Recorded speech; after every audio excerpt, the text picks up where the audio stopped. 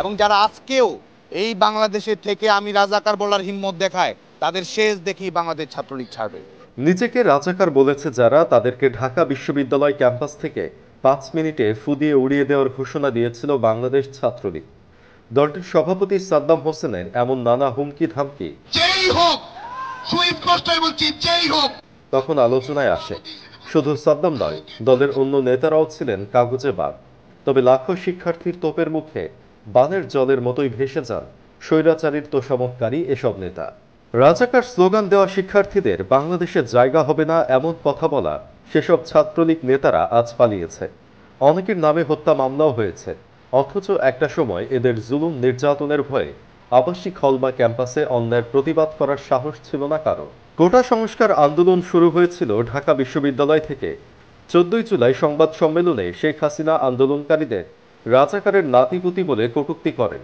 তার এই বক্তব্যে ক্ষোভে ফেটে পড়েন শিক্ষার্থীরা। সেই রাতেই উত্তাল হয়ে ওঠে ঢাকা বিশ্ববিদ্যালয়, জাহাঙ্গীরনগর বিশ্ববিদ্যালয় সহ দেশের প্রায় সব পাবলিক বিশ্ববিদ্যালয়। শিক্ষার্থীরা স্লোগান দিতে থাকেন, তুমি কে আমি কে, রাজাকার রাজাকার, কে বলেছে স্বৈরাচার স্বৈরাচার। এই আন্দোলন কঠোরভাবে দমনের ঘোষণাও দেয় ছাত্রলীগ। পুলিশের ছত্রছায়ায় দেশীয় অস্ত্র নিয়ে কয়েকটা দিন রাজপথে টিকেও ছিল তারা। তবে রংপুর বেগম রোকেয়া বিশ্ববিদ্যালয়ের ইংরেজি বিভাগের শিক্ষার্থী আবু সাইদের মৃত্যু পুরো আন্দোলনকে সারা দেশে ছড়িয়ে দেয়। সারা দেশের লক্ষ লক্ষ শিক্ষার্থী জীবন দেওয়ার শপথ নেয়। ঘুরে যায় আন্দোলনের মোড়। ছাত্রলীগের নেতা নেত্রীরা রাতের আধারে আবাসিক হল থেকে পালিয়ে যায়। তাদের রুমে ভাঙচুর চালায় বিক্ষুব্ধ শিক্ষার্থীরা।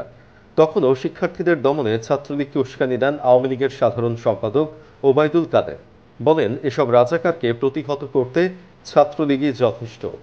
এরপরই নিরস্ত্র শিক্ষার্থীদের ওপর অস্ত্র হাতে ঝাঁপিয়ে পড়ে সাদ্দামের বাহিনী।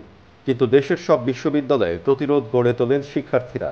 একে একে দেশের প্রায় সব পাবলিক বিশ্ববিদ্যালয়কে ছাত্রলীগ মুক্ত ঘোষণা করেন সাধারণ শিক্ষার্থীরা। সারা দেশের ক্যাম্পাসগুলোতে ছাত্রলীগ যে রাম রাজত্ব কায়েম করেছিল, তাতে বিশ্ববিদ্যালয়ের শিক্ষকরাও আতঙ্কে থাকতেন।